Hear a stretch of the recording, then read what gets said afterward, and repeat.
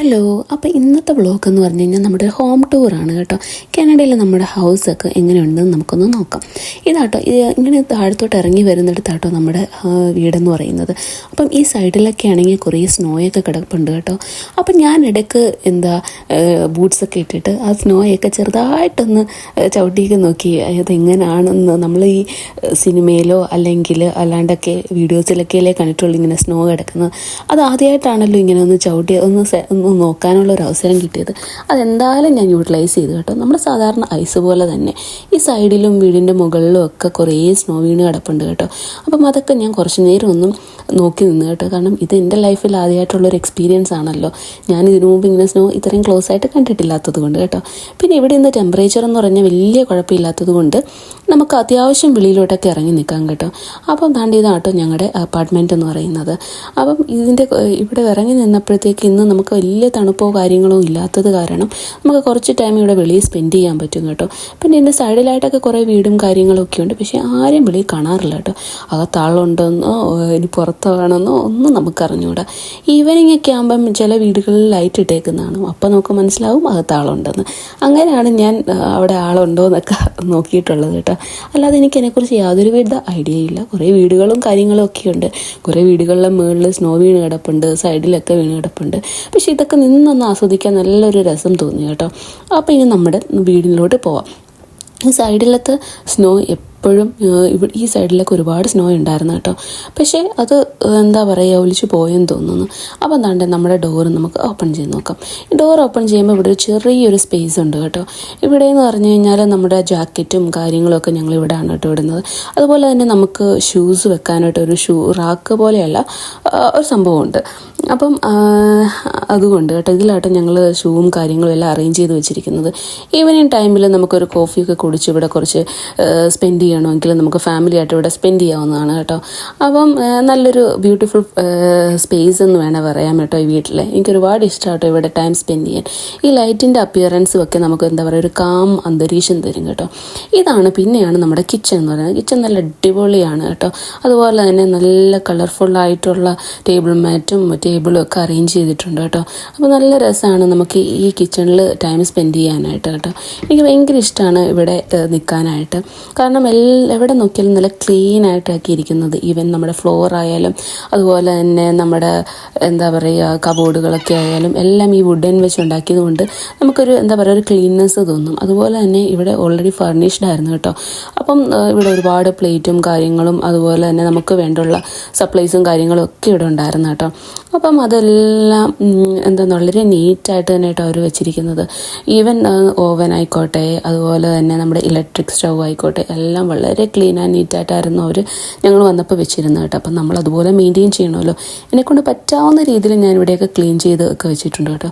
പിന്നെ ഇവിടുത്തെ വേസ്റ്റിൻ്റെ കാര്യം എന്ന് പറഞ്ഞു കഴിഞ്ഞാൽ തേഴ്സ്ഡേ മാത്രമാണ് ഇവിടെ വേസ്റ്റ് കളക്ട് ചെയ്യാൻ വരിക.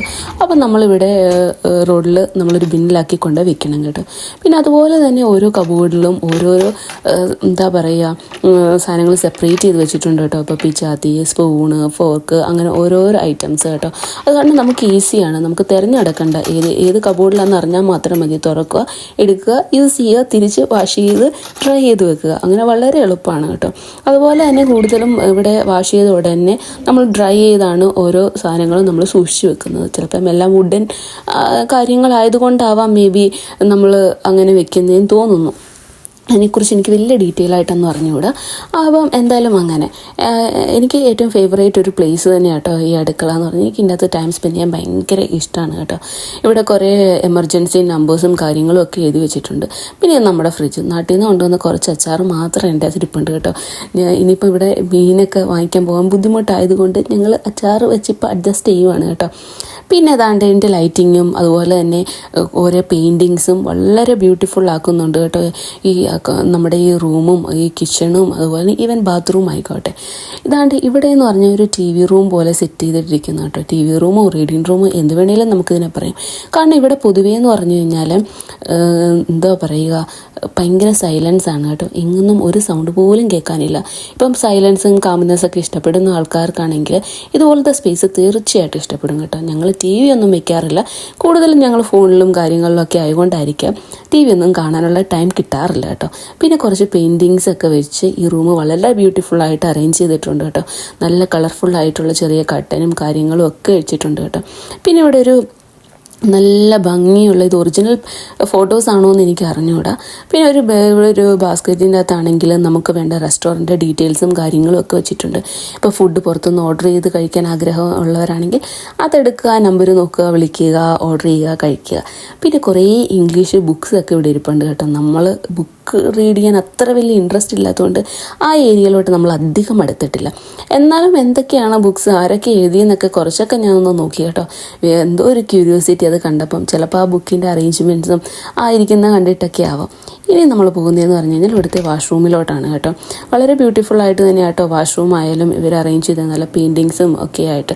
ഫ്ലോറും അതുപോലെ തന്നെ ഇതിൻ്റെ വോളും ഒക്കെ വുഡൻ ആയതുകൊണ്ട് നമ്മൾ പ്രത്യേക ഒരു കെയർ തന്നെ സൂക്ഷിക്കേണ്ടിയിരിക്കുന്നു. നമുക്ക് എന്താ പറയുക, എപ്പോഴും ക്ലീനായിട്ട് തന്നെ ഇടേണ്ടിയിരിക്കുന്നു കേട്ടോ. അപ്പം അതുപോലെ തന്നെ ബാത്റൂം വളരെ നീറ്റായിട്ട് തന്നെ കേട്ടോ ഞാനും മാക്സിമം അത് മെയിൻറ്റെയിൻ ചെയ്യുന്നുണ്ട് കേട്ടോ.